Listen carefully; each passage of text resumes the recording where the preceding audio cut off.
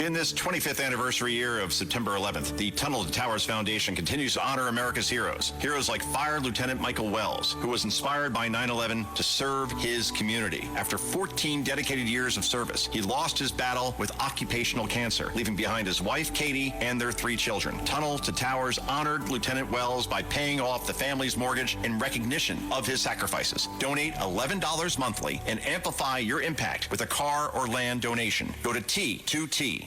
.org. Welcome to the 5 o'clock show. It's time for Common Sense. Now, it's Katz and Cosby with John Catsimatidis and Rita Cosby, standing for truth, justice, and the American way, bringing common sense to the world. Now, here's John Catsimatidis and Rita Cosby. You say you want a revolution, well, you know. Okay, a revolution in Newark, New Jersey? Who are these people being arrested? I understand that most of the people being arrested are not from New Jersey. Where are they from? Who is paying them? Rita, what do you hear? Well, that's the big question, John. Exactly. Who's funding them? Because they all come in their outfits.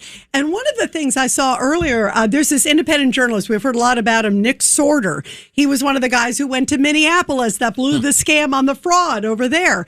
And he went there and he said he saw boxes of stuff coming in on trucks that had helmets, that had like knee pads. Riot gear. Riot gear. Exactly. Who is supplying that to the rioters? Right.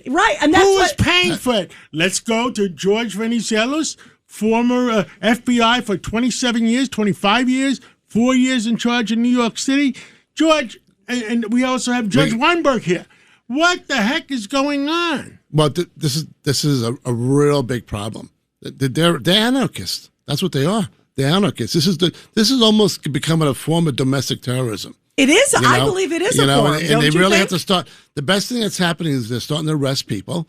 When you arrest people, you identify people, and you start your intelligence. And who are these people? So, George, who's paying these I have people? a question for you, George, because John brings up a great point that, yes, there have been people arrested, but so far as we know, like over the weekend, I was watching the scenes. I mean, it was like a war zone, like a revolution, like we were talking about. But yet it looks like they only arrested, it's like 6 people, 5 of them from out of state.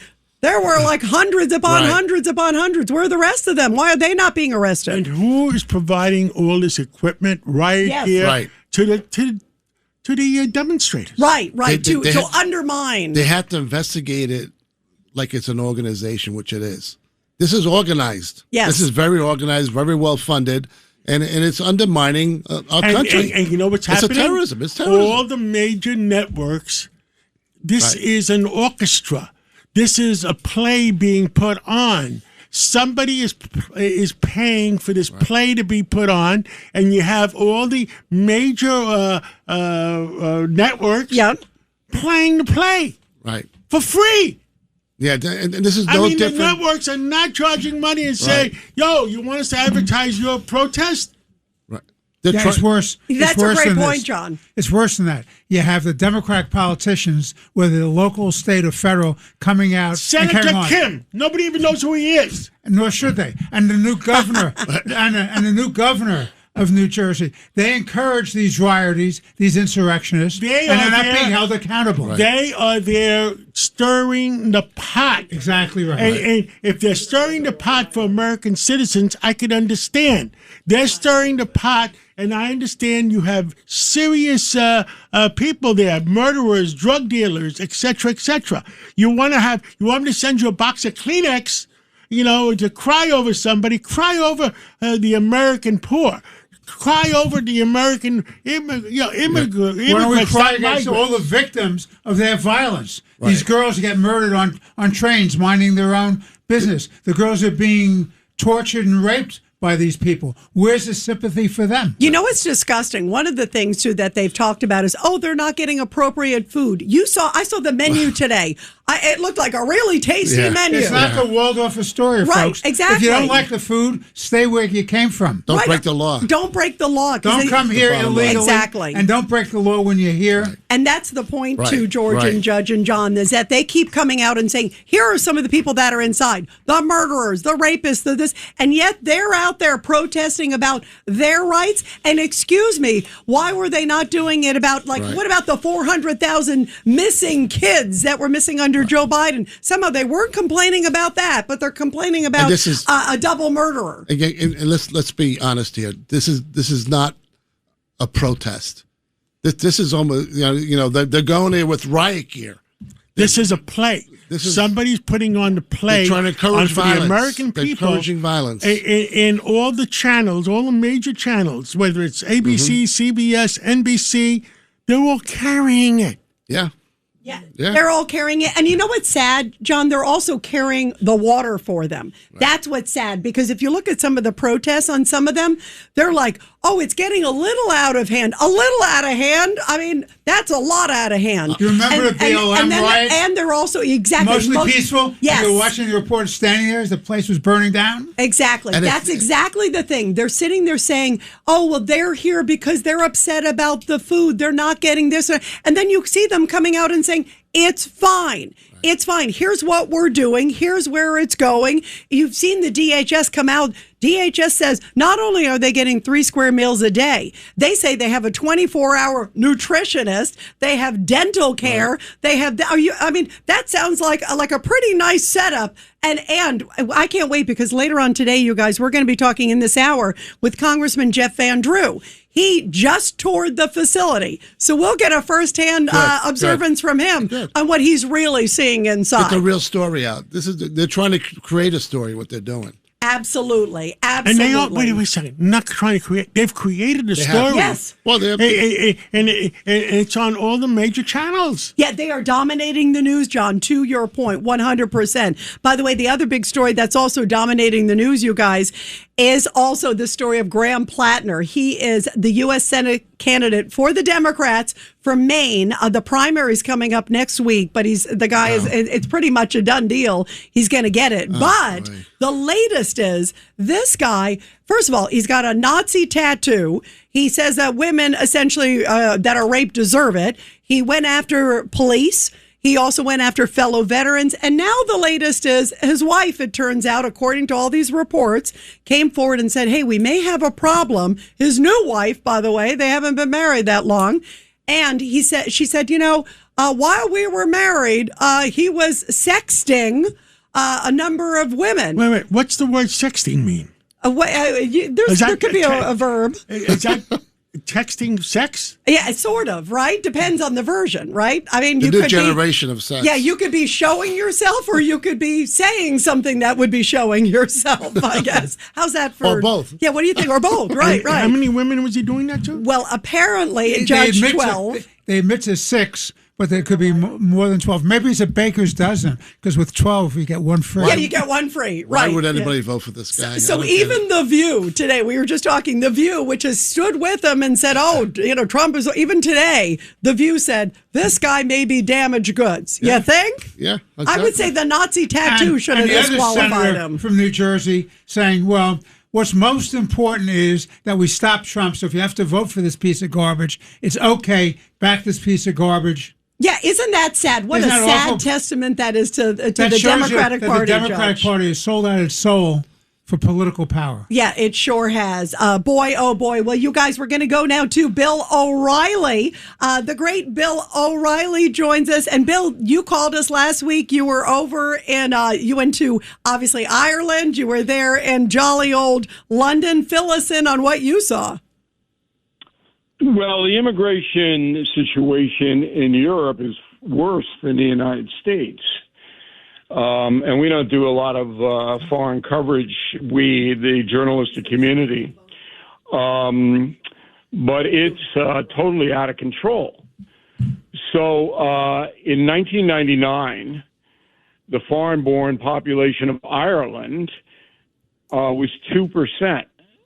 Today it's 23%. 5 million people live in the Republic.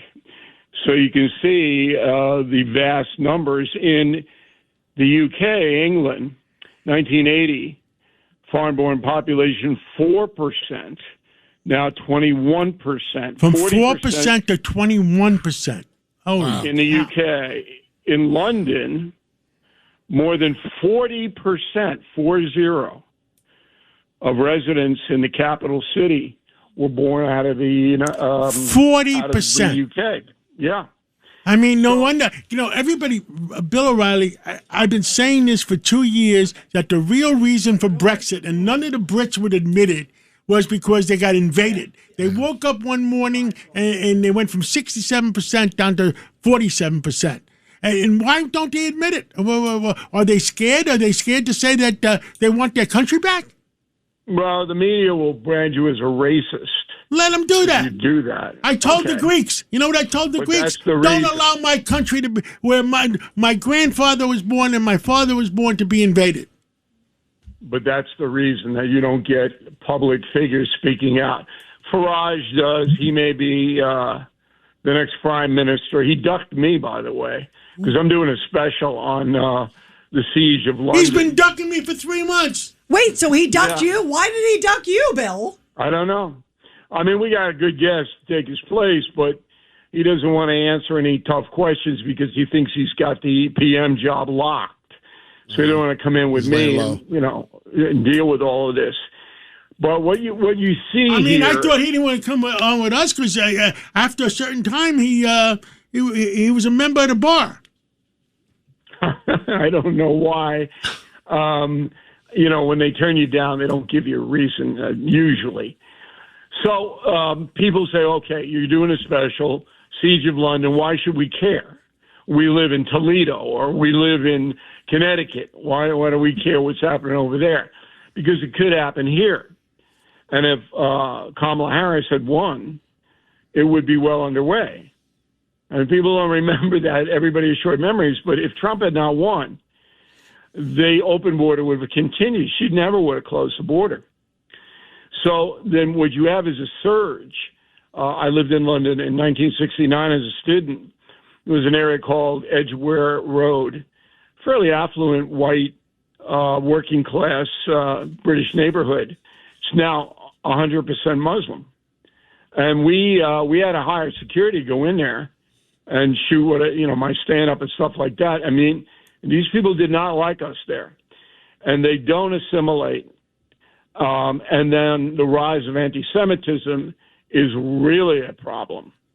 Now, here in America, we're not going to have a Muslim problem because geography will prevent that. It's too hard for the migrants to get from Africa and Middle East over here. They can do it, but it is complicated for them too. And with Trump shutting down the borders and making it difficult to come in, when I came back yesterday from London, they took a scan of my face. They're doing facial scans now, which makes it very, very efficient for the federal government to, say no. Yeah, and then guys, Homeland Security was all over JFK. They'll come in and put you in a room, and what are you doing here? When I went to London, was staggering. I flew from Cork, about 250 people on a plane. Nobody checked anything. Wow. I got off that plane. I walked through that terminal. I hopped in the car. I drove it to my hotel. They didn't know I was there. They didn't know who I was. It happened to me on my airplane, the one you fly into. We just got in Paris. We were in a remote airport. We got in. Next stop, JFK, and nobody said anything. No. And this was 250 people, not just me. And it used to be you had customs. You had to go through that. You had to go through passport control. No. So what you have now is a surge of foreign nationals coming into affluent countries, and they're changing the culture. And it was obvious in England. You could see it. And some people, not all, objected to it. The progressives want it. So the people you're talking about in New Jersey, those people who professional protesters who are bussed in, okay, they want the power structure headed by white men to be replaced by so-called diversity. That's what they want. So what the cliche is, be careful what you wish for. because now you have pitched battles in the streets of London, and there are 7 times as many Muslims in London than there are Jews. And the Jews are heavily, and they're afraid, because we went to their neighborhood too. And they are absolutely afraid of what is going on over there. So that's what we were doing. Ireland was a vacation, thank God. I needed one. But then I got right back into the work mode when I zipped into Heathrow. So, Bill, I have a question. You just talked about the Jewish population there, and there's been so many of those attacks over there in London that made big headlines. I mean, I think about the case. It was tied to the guy who was tied to Soleimani, actually, was planning the attacks here in New York on the synagogues. But the guy who stabbed somebody randomly, it was all the Jewish people recently. What are the police doing there to protect the Jewish population? I mean, you say they're scared? An excellent question, Rita. So we were in Edgware Road. I didn't see one cop. We were there for about a half an hour. We could only shoot for about 10 minutes because the crowd was getting restive. Okay? And I had security. I hired big guys. All right, but you could tell they did not want us there. So we did not see one police officer. No one. No one in a car. No one patrolling. And in England, they have 60 Sharia courts. So if you beat up your wife, you don't go to a British court. You don't go to Old Bailey. You go to a Sharia court if you are a Muslim, if you request that. And unfortunately, so American women should not marry anybody that goes to Sharia court. They're not protected. That's scary. Sharia law gives men the right to pretty much abuse women any way they want. And there are 60 Sharia courts 60 in the UK. Oh, my goodness. Yeah. And the other thing is that the reason the Jewish people are so scared, we went to Gobbler's Green, which is the main area where Jews live, is because everybody has a knife. And knife violence, not gun violence, but knife violence is way up in London. And a guy was stabbed almost to death a few weeks ago. That sparked this latest demonstrations on both sides against each other. But you're staring at a situation where in the United States, if, as I mentioned, Kamala Harris were president today, you would have this stuff happening. There is no doubt in my mind. Wow, that is shocking. By the way, the Sharia courts, you think about the honor killings. Remember what happens to women? I've talked to people who were wearing something sort of promiscuous. They got thrown in jail, or if they were kissing someone and they weren't married to the person, God forbid.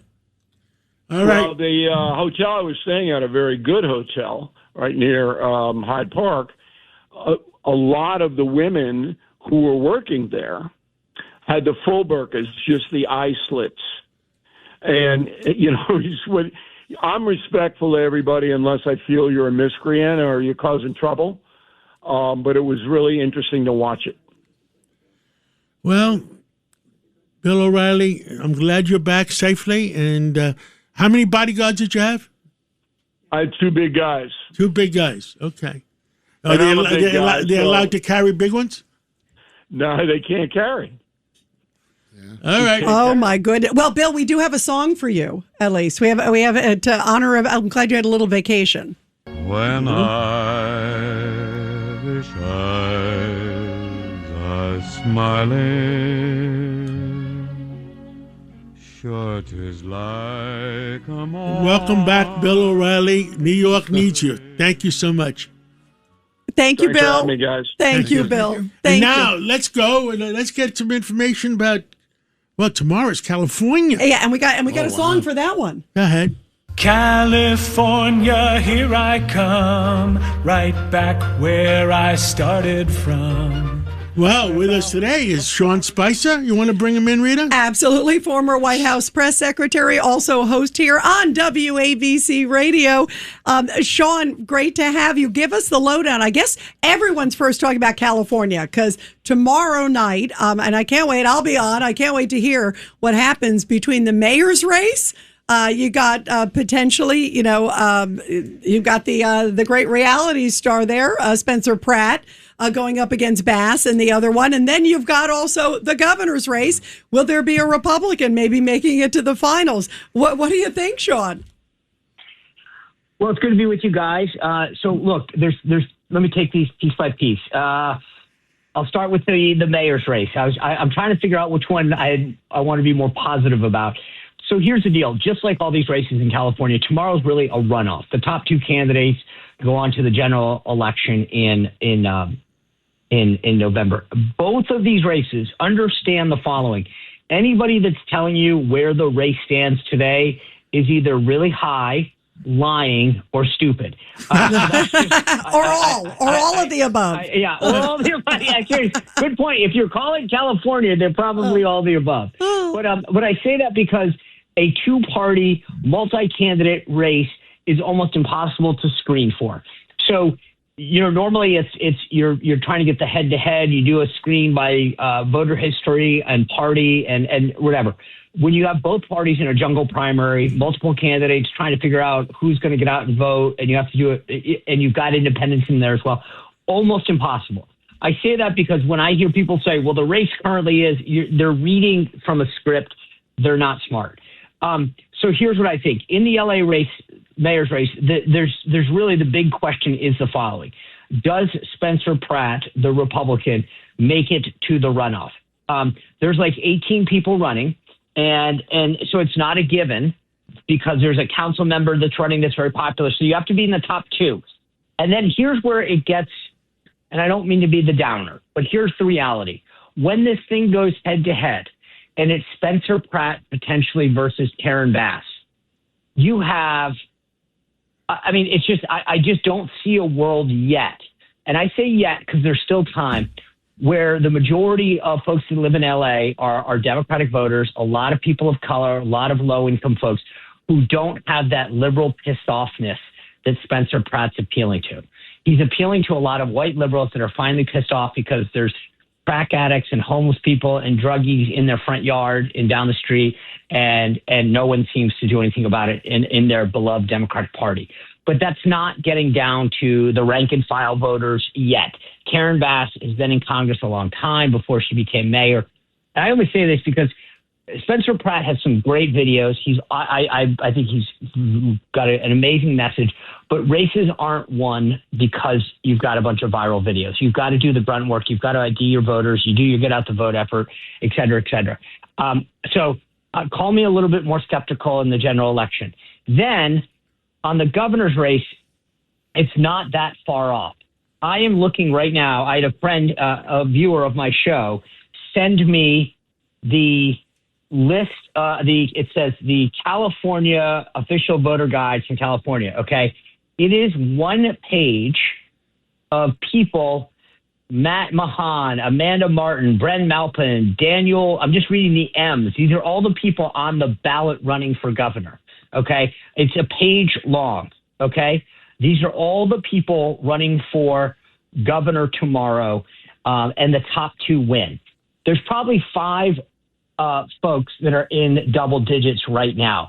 And this is where, again, the sort of the reality sets in for folks. Tomorrow, Javier Becerra, the former congressman, former attorney general, former HHS secretary, disaster, by the way, is apparently surging right now. But you've got a bunch of other, Tom Steyer, Katie Porter, Anthony Villagrosa, a lot of other big names. And then you've got 2 prominent Republicans, Steve Hilton, a former Fox News host, and Chad Bianco, the sheriff of Riverside. If Republicans were to, in some crazy scenario, pick off the top 2 spots, it would be a glorious day. But here's reality, John and Rita. I don't see that happening. If this is a Democrat versus Steve Hilton, who's probably the more favored Republican at this point, because President Trump endorsed him, I think it ends right then. There's no scenario, unless you've got Tom Steyer's money as a Republican, that you're going to win statewide in California. I don't mean to be the downer. That's just the truth. unless Republicans were to miraculously get both seats, tomorrow's the end of the run. And there's a lot of scenarios where actually Democrats get both the number 1 and the number 2 slot. The mayor's race, again, I think Spencer Pratt could get that number 2 slot. Right. I just don't see him winning in the general. Now, so we got a few minutes. Sean, we only got a few minutes left, and I want to get your pulse on the senator races. I mean, you did a great job talking about it the other day. Thank you, John. I do it every Sunday for those of you who are WABC fanatics, and I love being able to break it down. So here's the deal. Republicans have a 3-seat majority in the Senate. They technically kind of have a 4-seat because J.D. Vance is the vice president. He'd break it. There are 9 seats in contention right now. 2 of them, Texas and Iowa, I don't think are really in play. But so if you take those 2 out, that puts 7 seats in play. Alaska, Maine, North Carolina, Ohio, Iowa, New Hampshire, and Georgia. Democrats would need to run the table. The Cliff Note version is this. Democrats have to run the table to win the Senate. They're not going to do that. Ohio, John Husted will beat Sherrod Brown. I think we will keep our seat that Joni Ernst is retiring from in Iowa, and Ashley Hinson will win that seat. She's the likely Republican nominee. North Carolina is going to be a challenge. That's a Republican incumbent, Tom Tillis, that's retiring. Puts former Governor Roy Cooper up against former RNC Chairman Michael Whatley. I think obviously in Maine, I don't need to say anything more, but the people of Maine have to decide whether they want to keep Susan Collins, who's done a fantastic job representing Maine, or they want a guy who's a Nazi that talks about women deserving sexual assault, belittle veterans who have received Purple Hearts for their service. And also, by the way, did you see the new one? The sexting. His wife even apparently came forward about his bad sexting habits. I mean, that you can't make it up. That you know what, Rita? Sean. You got to tell me. The thing that blew my mind is that's what's apparently the straw that breaks the camel's back. The guy who has a Nazi tattoo for 18 years, talks about blacks and women the way he does it, and then someone goes, "Oh yeah, he sent some sexual text." I'm like, wait, that's what stopped you? But anyway, I mean, exactly. You look down the list of races. Dan Sullivan, the current incumbent in Alaska, again, I think he'll be very strong. New Hampshire's an open seat that's a Democrat hold where I think, that's possible. But I think even if they hold that, the problem right now for Democrats is they got to defend themselves in New Hampshire and in Georgia. And so I'm just telling you, do not listen to the pundits. Go race by race. And the reality is, I think Republicans even have a shot in Michigan of picking up a seat. Is that Rogers? Is that Mike Rogers? Is that Mike Rogers? Mike Rogers. I put my money on Mike Rogers. Mike Rogers, the former 8th district. I used to call him Landslide Rogers. He ran his first race by 22 votes. He's a former FBI agent, and he's running against 3 absolute clowns. One of them, El Said, is Abdullah El Said, which I'm sure. Right. A socialist and an Islamist, the perfect team. Yeah, perfect combo. By the way, Sean, hang on. We got some interesting breaking news. Breaking news. Breaking news, WABC. 2 major companies may be leaving New Jersey for Texas. Tell us, Rita. Yeah, this is really interesting, John. ExxonMobil is moving its legal headquarters to Spring, Texas, and it's a pretty big portion of their business. A lot of it's already in Texas, but they said, we are moving now to Texas. That's from New Jersey. And then the other one that just broke, guys, is Samsung Electronics is moving its U.S. headquarters from New Jersey to Texas. So that's big. You got Exxon Legal and you got Samsung Electronics. I guess New Jersey has to have some layoffs because of the taxes they pay. Your thoughts, Sean, real quick. This is sort of part of the trend. Are you guys... Are you fans of Ella Langley, that hot new country star that has a brand new hit called "Choosing Texas"? I have a feeling that the folks in New Jersey are going to hear that played a few times now, because this is what left-wing politics will do. You see everybody migrating to Florida and Texas.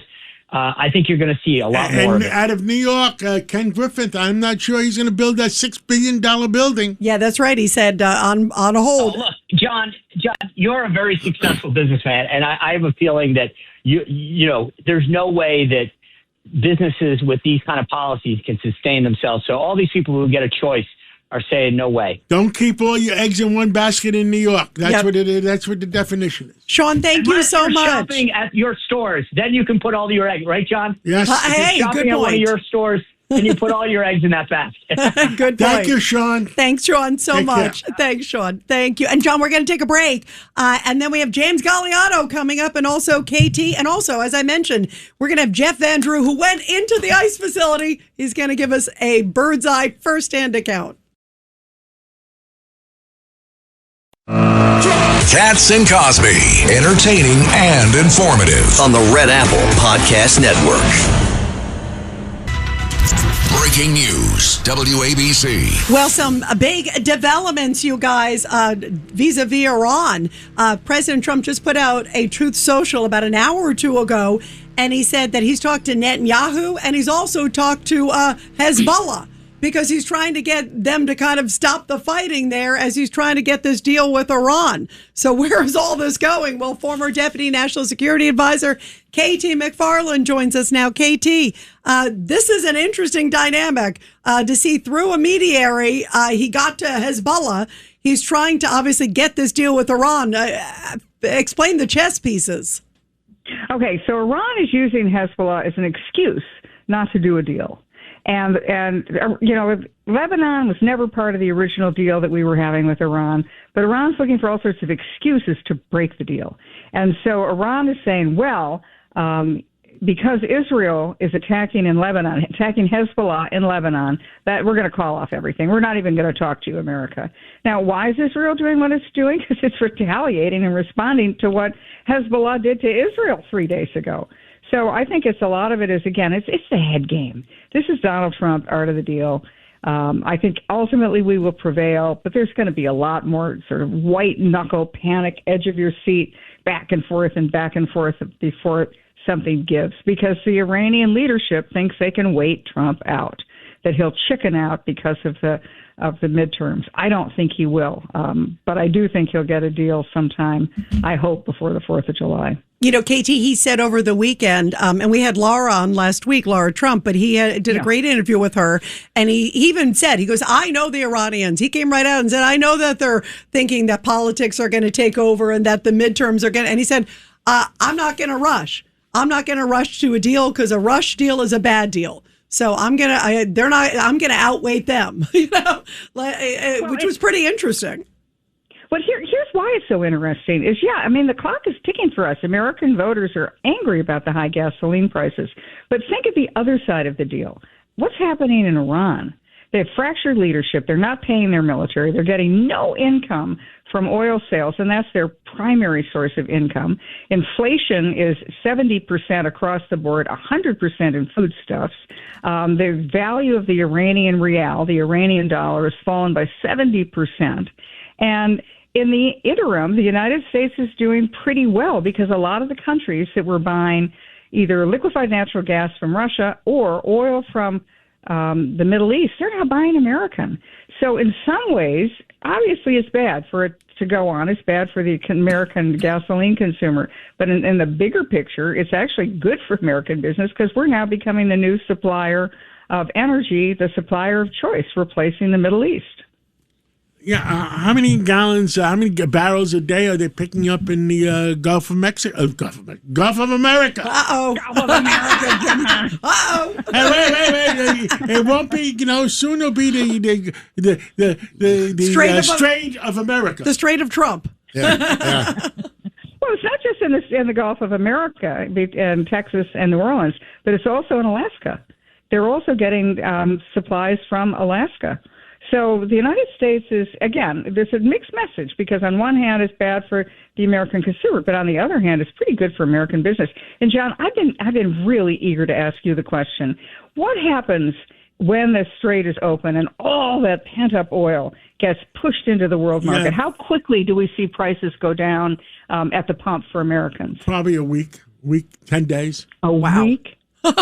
Okay, so think about Donald Trump, the showman. What better? And then once inflation goes away, because the rest of the American, the CBS's, NBC's, and the ABC's, the televisions, Once we can't lower interest rates because the inflation is so high.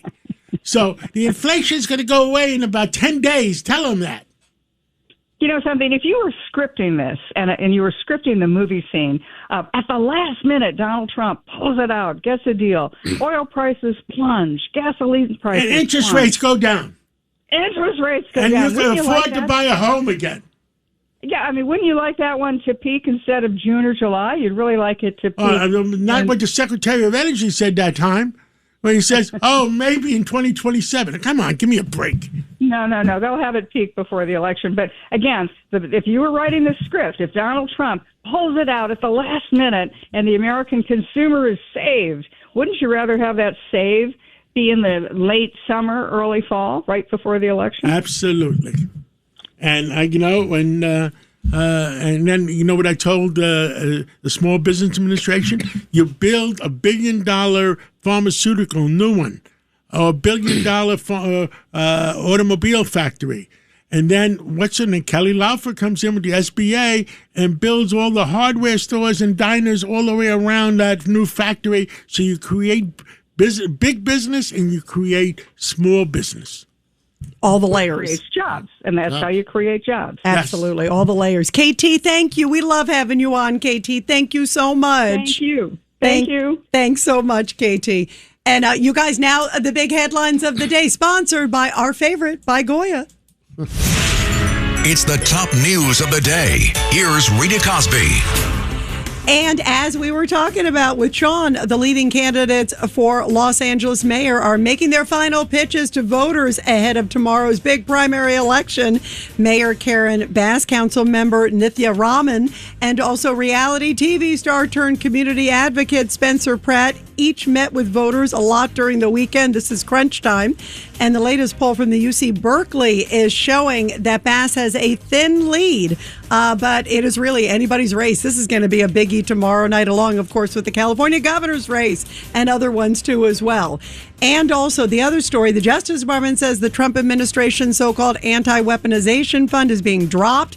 The fund was established from a settlement reached between the Trump family and the IRS to resolve long-running disputes, and many had hoped the fund would compensate people who were imprisoned, then pardoned following January 6th, John. And I got one more, some breaking news from the New York Post. Okay. Nantucket Church cancels 4th of July celebration in political protest because of their own whiteness. Oh, my God. Wait. Let's do a breaking news on that one. Here it is. Tell me again. Here we go. That's disgusting. You read it. Oh, my goodness. All right. So the New York Post is saying that this church in Nantucket has canceled 4th of July in a political protest. They're saying this is a liberal church on the very swanky Nantucket Island. And it said they had readings. They would do 4th of July readings for the first time in 25 years in, quote, political protest over the Supreme Court's voting rights ruling. You can't make it up. Judge Weinberg, this is ridiculous. Everybody has a constitutional right to be a fool. Yeah, and boy, do they have it. You guys are going to take a break, and then we're going to go to James Galliano and talk about who maybe is funding these protests. And then after that, Jeff Van Drew from New Jersey, and we're going to find out what the heck is going on in those New Jersey facilities. He toured it just a few minutes ago, John, yep. So that can't wait. Commuting home with Katz and Cosby. Now, here's John Catsimatidis and Rita Cosby on 77 WABC. Breaking news, WABC. And he just toured the ICE facility there with all the riots outside. That is in Newark, New Jersey, Delaney Hall. And joining us now to talk about all of this is Congressman Jeff Van Drew from New Jersey. Congressman, tell us what you saw. Great to be with you, Rita. Well, I wanted to get the real deal. I wanted to make sure, I thought I knew what it was going to be like in the facility, but I wanted to see it firsthand. And let me tell you, I was surprised. It's better than I thought, and I thought it would be okay. Medical care, on-staff physician, spoke with him a while, was detailing how people come in there and their blood sugar is high, they've got diabetes, they've got high blood pressure, they've got high cholesterol. He gets them the medications, the treatments, the therapies. They have a dentist on staff there, so they have the medical care with nurses.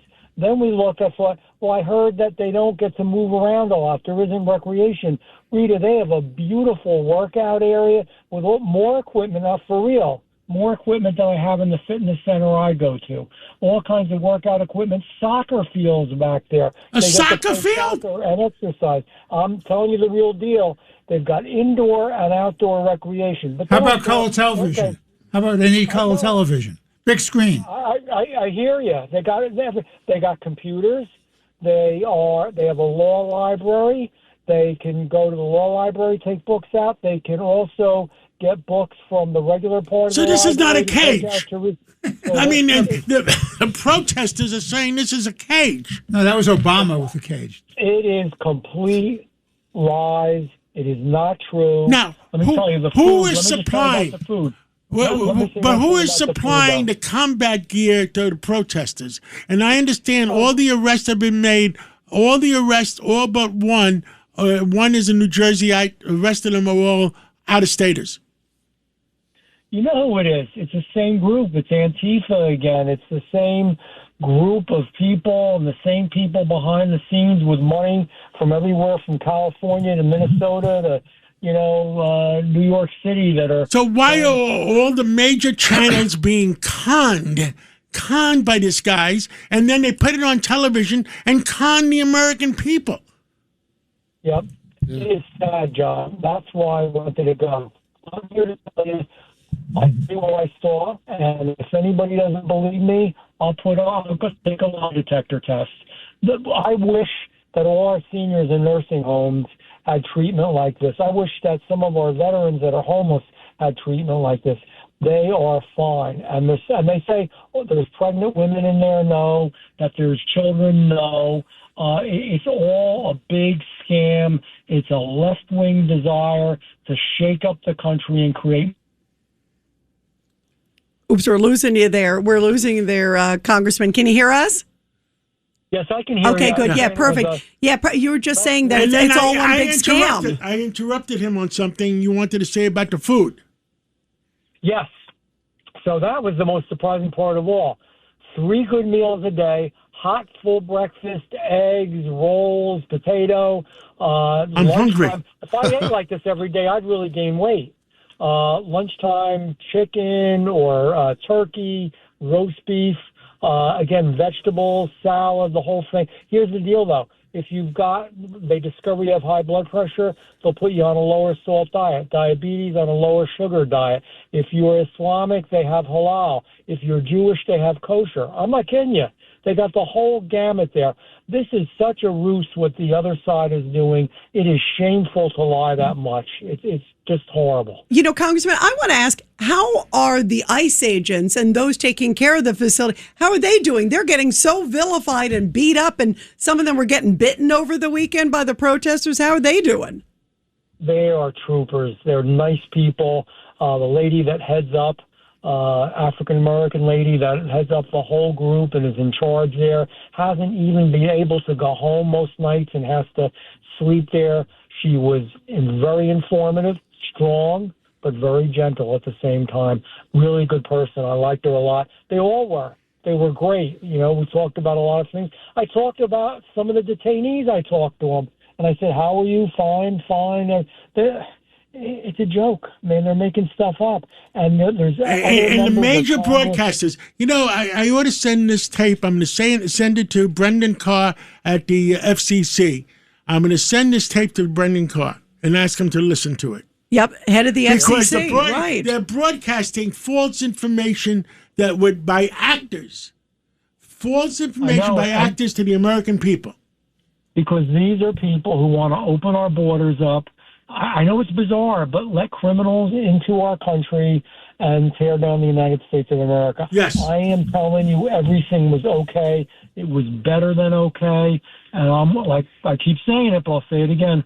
I'm willing to go on a lie detector and say it. I saw what I saw.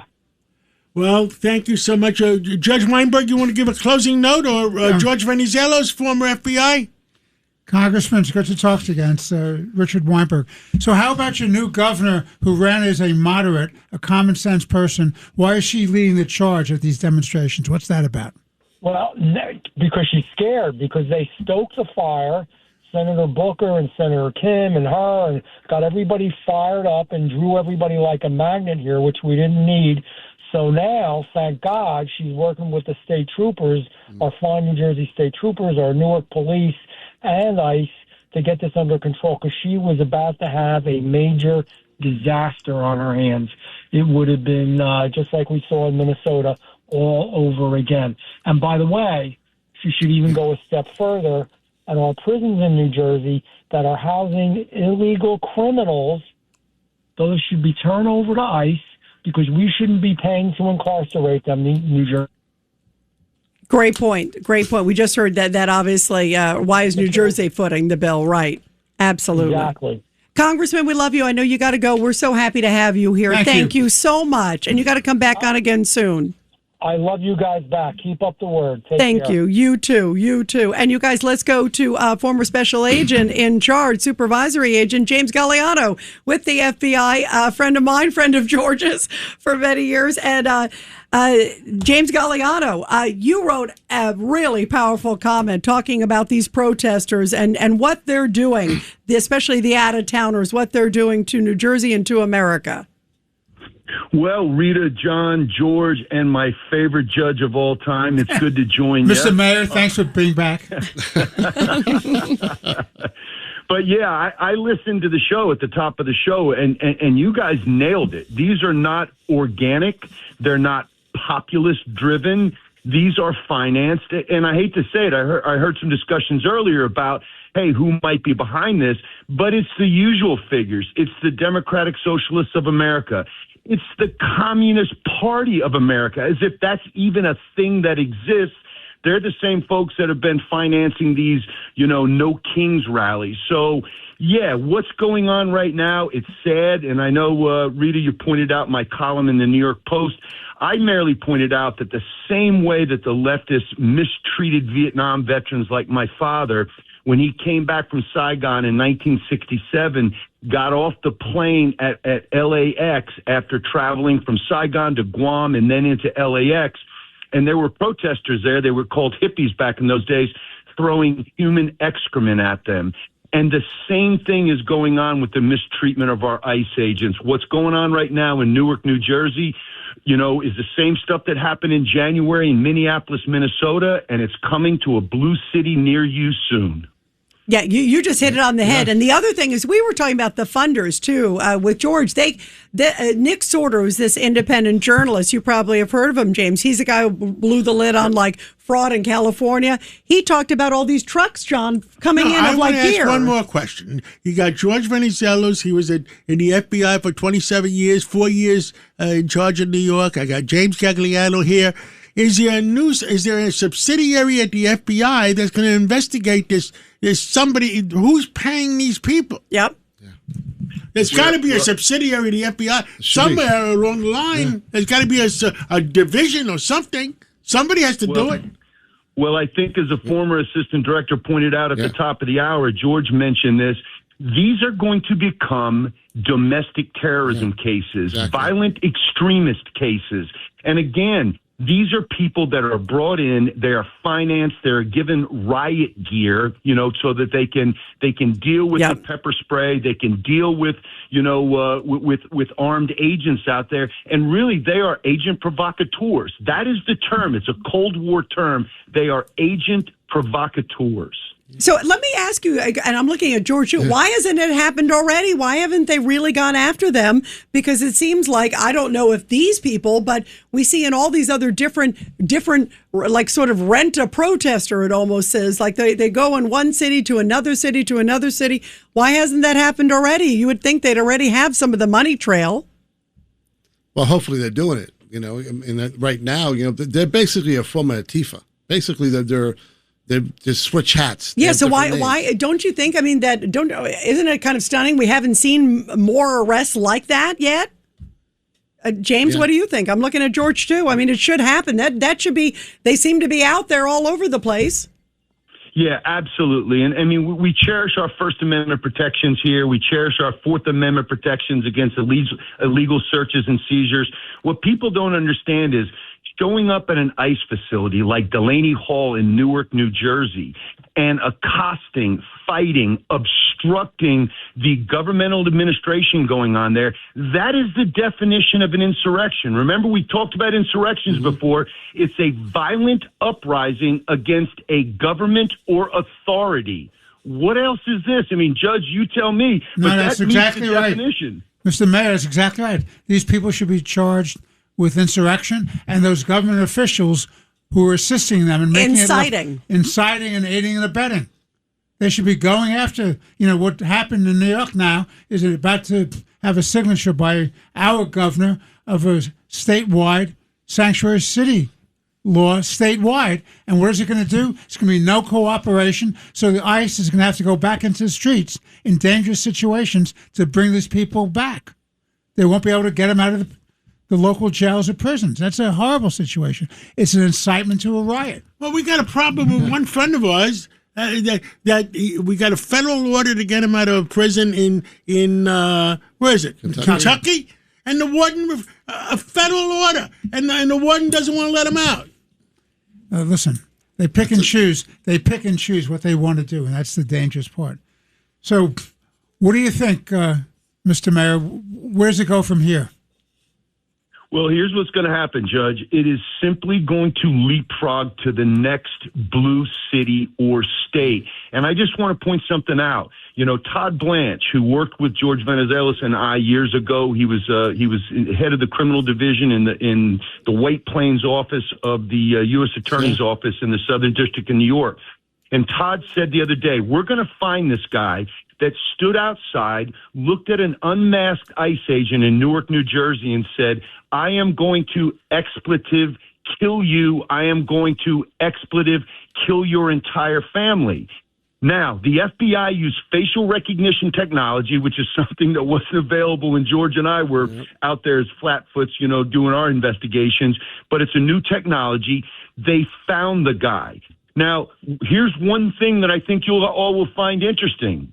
There are 4 states that have passed anti-masking laws for federal agents. Obviously, they don't understand the supremacy clause in these states. That's what they just did in New York. Yep. That's just what they did in New York. New Jersey, Washington, and California. Now, they can't compel, ICE agents to not wear masks, but you wonder why these agents are forced to do it when you have these absolute reprobates and miscreants making threats like the individual that was just arrested today. I hope he gets prosecuted and goes to jail for a long time. Yeah, and I hope there's another 1,000 or 2 arrests coming soon. Yeah. Similar. I mean, I agree. It's horrible. It is so horrible. James Galliano, great column. You got to come back on again soon. We love having you. Much. Thanks, Jim. Sounds great good, job. guys. Take care, everybody. Thank you. And let's take a break right now, and we're going to come back with Peter King, and he's got some breaking news himself. Common sense recap of the big stories. It's Katz and Cosby on 77 WABC. And we are back here on Katz and Cosby. And boy, John, there is a lot to talk about. And it looks like the latest thing is maybe a change to the Ed Koch Bridge, the name. You can't make it up. The great mayor of New York City. Ed Koch. You're gonna take his name off the bridge? Isn't that crazy? Who wants to take his name off the bridge? Mondani, the guy who couldn't come to the Israel parade yesterday. Has anybody told Sid Rosenberg? His head's going to explode after this one. And I think many of our heads are going to explode. Let's go to the great former congressman. We love him, Peter King. Congressman, first of all, we miss you and we love you. I could not believe this, that there's discussions about changing the name of the bridge. He was one of the greatest mayors ever. Right. Yeah, first of all, great talking to you, Rita, and everyone else there. It's, again, great show.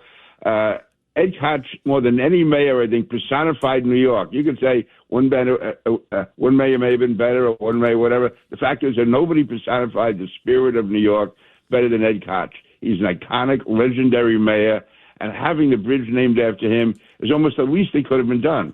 And I was actually there when they had the initial ceremony with the Mayor Bloomberg involved. Cardinal Dolan was there. David Dinkins was there. We can go down the list. Mike Bloomberg, obviously, I said. And this, to me, it's more than going after Ed Koch as a person.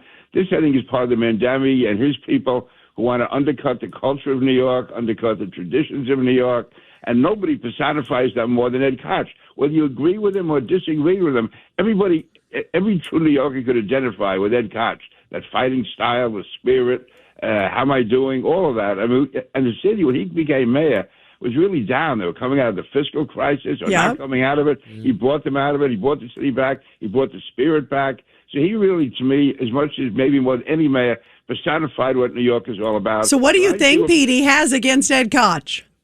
I think the fact is that he was a traditional Democrat, that he stood for traditional values, and also the fact that he is from the different wing of the Democratic Party. And Ed Koch, and also this has some people in the gay community felt that he was not outspoken enough on AIDS. The fact is, you have to judge a person by the times you lived in. And Ed Koch, again, he was an honest guy. He was a tough fighter. I was proud to call him a friend. He was very helpful to me a number of occasions, very helpful to my family, just a great guy to be with. But again, apart from me... A true New Yorker. Right. Absolutely. He was Mr. New York. He really was. I don't think this mayor was even born when he was born. Right. I think there's more to it. Go ahead, Judge Weinberg. So, Congressman King, good to talk to you.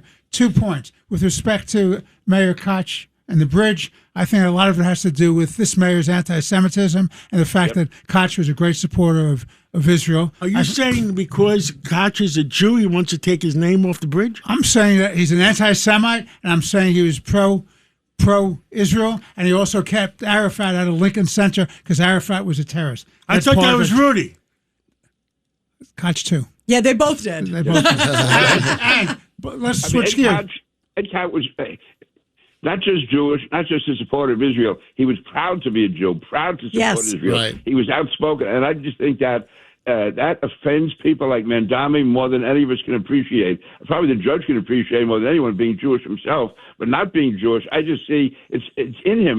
He reeks of it being if not anti-Semitic, anti-Jewish, anti-Israel. I don't know how you want to categorize it. I think it's anti-Semitism, but it's a visceral hatred that he and his people have. I mean, they will condemn anything Netanyahu does that isn't perfect. They condemn it. Meanwhile, there's atrocities being carried out by so many different countries and groups around the world that they're absolutely silent on, including Hamas. Well, he didn't march in the Israel parade. Everyone's talking about it. So you see Jessica Tisch, the NYPD commissioner, who, by the way, there's a report that also says that they haven't had any talks yet with the NYPD. Remember, Mondani promised removing the cops from the psych emergencies. She says no talks yet, so that's good. Hopefully there won't ever be any talks because we need police officers there. But so she marches, and who's she marching with? She's marching with Bloomberg. And then Eric Adams came. Yeah. By the way, Eric Adams got a huge rousing applause. Everyone was chanting 4 more years. Bring back Eric. Yeah, bring back Eric. Exactly. But how bizarre is that? She's not marching with the current mayor because he didn't come. It's terrible. I mean, I really admire Jessica Tisch. And by the way, she has a unique talent. She just stood there when Mandami spoke, and she got up and said she would march in the parade, and then she just put in the one word, proudly. And that just undercut everything he said. She didn't raise her voice. She didn't shout. She didn't yell. She just said it in such a cunning, calm way. And to me, she could be a devastating candidate.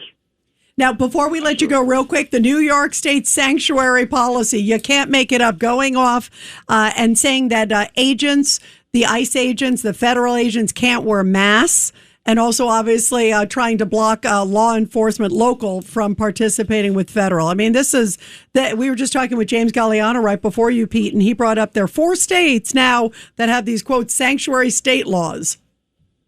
Well, to me, that makes it all the more reason why we have to elect Bruce Blakeman governor. Because in Nassau County, we actually have written agreements between the Nassau County Police Department and ICE to work together to remove violent criminals from the streets. It's total cooperation. There's been no abuses. Everything's being done right. And that's one of the reasons why Nassau is the safest county in the entire United States of America.